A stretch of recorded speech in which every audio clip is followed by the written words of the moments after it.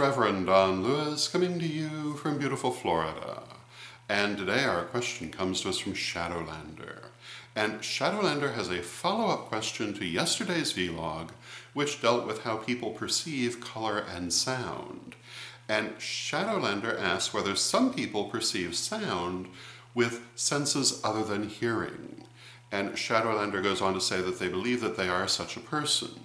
And my answer to this is yes, absolutely. Some people perceive sound both with their hearing, but also in terms of color, or in terms of shape, or in terms of number, and various other things that are distinct from hearing, but for them are connected to sound. And this is called synesthesia.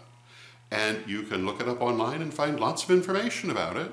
It is a situation that affects about 4% of the population, and it manifests in different ways. A synesthete may perceive sound, as we're discussing, through color or shape, but they also might perceive numbers through color or sound, or they may perceive days of the week as having colors or sounds associated with them, and many other varieties of synesthesia exist, but it basically comes down to having a correspondence between a sense, such as sight, or sound, or an ability such as reading, with things that you would not normally expect, such as color, shape, and other senses.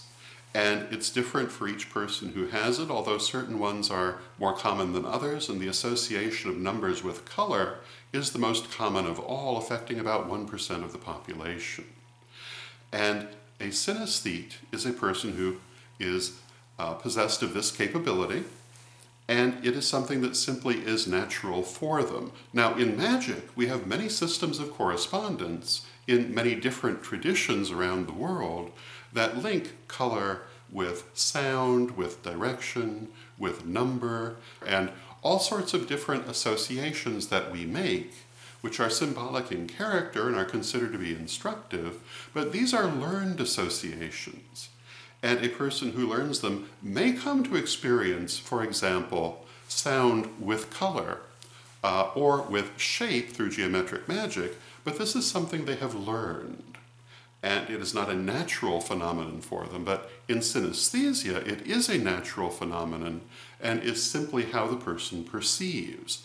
And for some people who have this capability, it is a blessing, and for some it is much less of a blessing, because in certain cases it can interfere with their normal processes of perception in ways that make it difficult for them to process the information.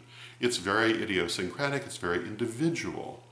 And for example, a person who perceives color through sound, through synesthesia, will not necessarily perceive the same colors that another synesthete will perceive in connection with sound. It is a very individual thing, but it is something that comes to the person naturally.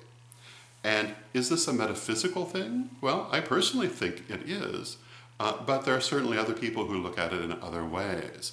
And some famous people who have had synesthesia include Duke Ellington, Itzhak Perlman, Nikola Tesla, and in the pagan world, the poet and author Donna Lyon-Rose is a noted synesthete.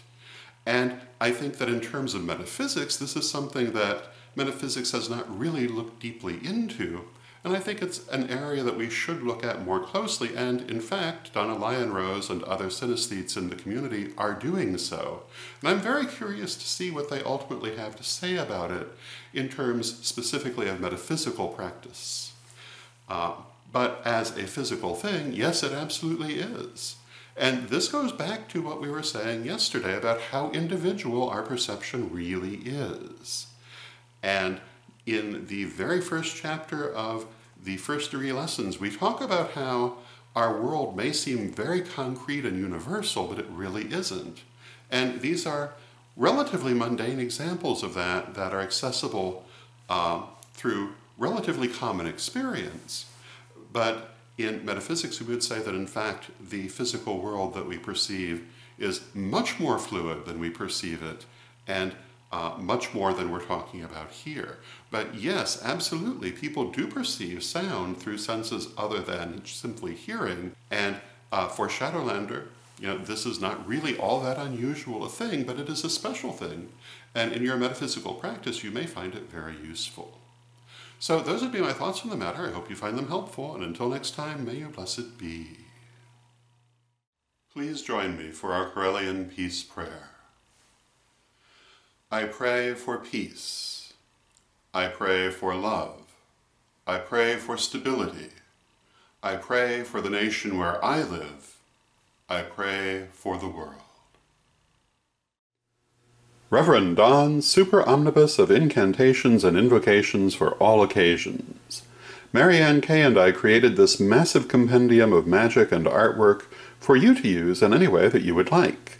There are literally hundreds of spells and hundreds of illustrations, which can be mixed and matched and used in many different ways. Check it out now at witchghoulstore.com.